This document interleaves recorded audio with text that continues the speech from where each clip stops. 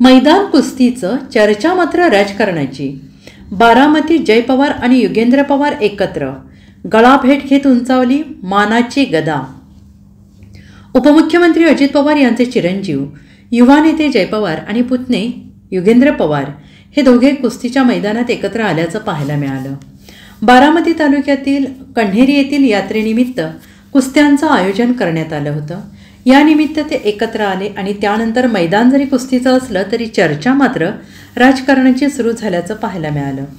कण्हेरी यात्रेनिमित्त जय पवार यांच्या मार्गदर्शनाखाली कुस्त्यांचं मैदान भरवण्यात आलं होतं आणि याप्रसंगी जय पवार यांच्याकडून मैदानासाठी मानाची गदा देण्यात आली. जय पवार यांना खांद्यावर घेत येथील आयोजकांकडून मैदानाला फेरी मारण्यात आली. दरम्यान या मैदानानिमित्त जय पवार आणि युगेंद्र पवार हे समोरासमोर आले. त्यावेळी दोघांनी एकमेकांची गळाभेट घेतली. Bureau report, SBN Marathi, Baramati.